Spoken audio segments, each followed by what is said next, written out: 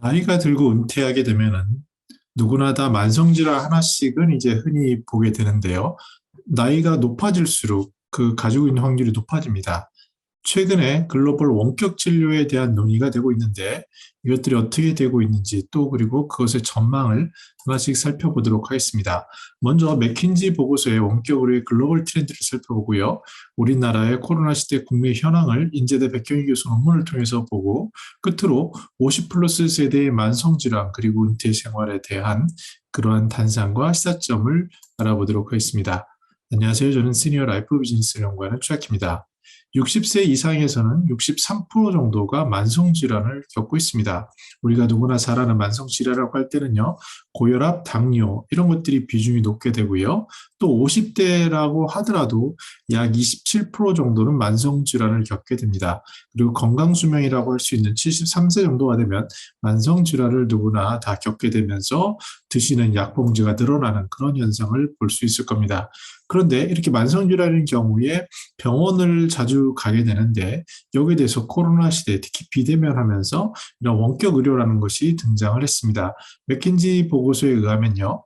원격 의료 수요가 증가를 했다. 그래서 우리가 잘 아는 텔레닥이나 이런 곳에서의 매출 성장세가 놀랐고 앞으로 미래에 있어서 저도 지금 줌으로 하지만요. 이런 줌을 통한 거라든지 이런 의료에 대해서 굉장한 성장성이 있을 거라고 보는데 코로나 초기와 지금과 좀 달라진 시각이 있다고 합니다. 특히 환자가 느끼는 것 그리고 의사가 느끼는 것에서의 미세한 차이가 느껴지는데요.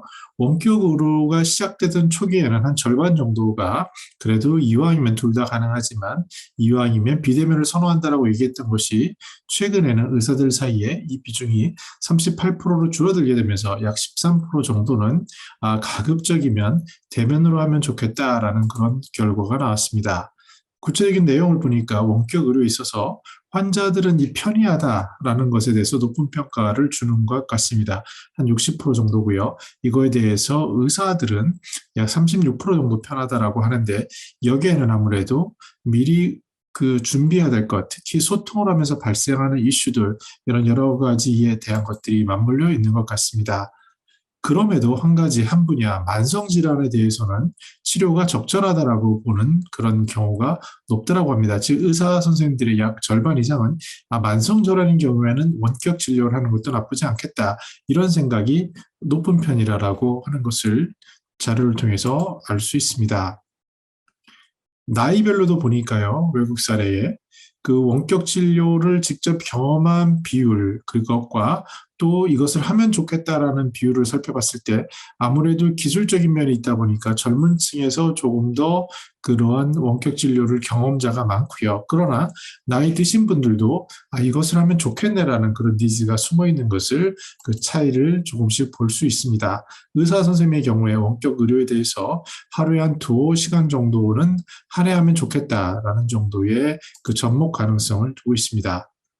우리나라에서는 현행의 의료법상에 의하면 의사와 현지 의료인 사이에 원격 자문 형태의 원격 의료는 도입하고 있습니다. 즉 자문이고요. 실제로 원격지 의사와 환자 사이의 원격 진료에 대한 유형에 대해서는 별도의 규정이 아직 없습니다. 그래서 법제화에 대한 것을 여기 백경희 교수님께서 그 글을 잘 정리해 놓으셨는데요. 여기에 대해서 그러면 코로나 이후에 어떻게 변할지 법제화하기 위해서 어떤 이슈가 있는지에 대한 글 중에 좋은 것들을 소개를 하겠습니다. 2020년에 그 실제로 원격 의료를 테스트한, 즉 전화 상담을 해서 진찰료를 청구한 것. 우리나라는 건강보험 심사평가원이라는 것을 통해서 건강보험에 대한 게 청구가 되기 때문에 데이터가 잡히게 되는데요. 이러한 원격 진료, 즉 구체적으로는 전화 상담이 더 많겠죠. 그것을 통한 이런 방식을 통한 것에 대한 진찰료를 청구하는 비중이 약 6,577개 기관이라고 해서 대략 한 9% 정도가 참여하고 있다고 합니다. 또한 원격 의료에 대해서 다양한 그 시범 사업이 이루어지고 있는데요.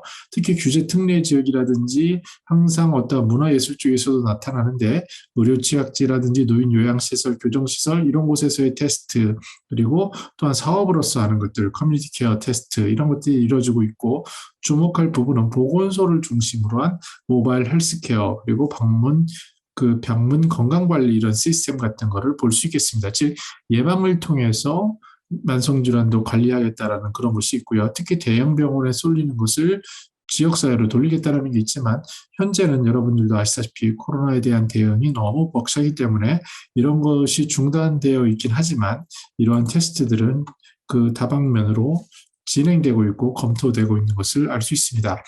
백경희 교수님은 이 제안으로 법 개정에 있어서 크게 네 가지의 방향성을 얘기하는데요. 원격 의료에 대해서 개념 그리고 체계를 정립하자. 그리고 범위를 확장하고 원격 의료했을 때 설명의 의무가 있는데 실제로 의사 선생님들이 설명을 하실 때 대면일 때는 그 자리에서 할 수 있지만 원격일 경우에는 시스템이 끊긴다거나 단절됐을 때 이런 문제가 있을 것 같습니다. 이런 것들에 대한 보완 그리고 원격 의료를 했을 때 수행 의료인의 책임의 범위는 어딘지 이런 것들에 대한 것을 주문하고 있습니다. 기사에 보니까요. 청년의사 뉴스레터에 보니까 2021년 1월 2일자 기사입니다. 코로나19 시대 한시적으로 허용된 원격으로 본격 도입이 시작되나라고 해서 그 개정안이 발의가 됐는데요. 거기에는 원격으로의 범위를 확대하자 그리고 원격으로 소관 의료기관과 대상 환자 범위를 규정하고 사고 책임 소재를 명확히 하자라는 것을 통해서 지금까지 있었던 그 단순한 자문의 형태에서 벗어나서 의료인이 의학적 위험성이 낮다고 평가되는 만성질환의 경우에는 컴퓨터, 화상통신 등 정보통신 기술, 그리고 환자가 재택 등 의료기관의 장소에서 사용 가능한 의료기기를 활용해 원격으로 관찰, 상담 등의 모니터링을 할 수 있다. 이런 취지로 만들어지고 있습니다. 정리해 보겠습니다. 은퇴 후에 나이가 들면서 만성질환은 굉장히 많이 흔히 볼 수 있는 그런 질환으로 다가서게 됩니다. 특히 70대 중반을 넘어서게 되면은 누구나 하나씩 가지게 되는 그러한 만성질환인데요. 이런 만성질환자가 됐을 때 그런 병원을 자주 가야 되고 약도 많이 드셔야 됩니다. 이것들이 물론 젊은 사람들 입장에서 병원 가는 게 그 시간을 굉장히 많이 쏟아먹지만 그 은퇴자인 경우에는 어떤 경우에는 병원을 가는 것이 그나마 소일거리가 될 수 있는 아주 읍픈 현상도 있을 수 있는 것이 사실입니다. 그럼에도 이 만성질환을 어떻게 관리할 것인가, 체계적으로 데이터라든지 시스템을 활용해서 할 것인가는 중요한 과제가 되고요. 특히 우리나라의 경우에 대형 병원에 쏠림 현상이 있어서 정말 그 대학병원 같은 거, 종합병원 이렇게 얘기하시면 되겠죠.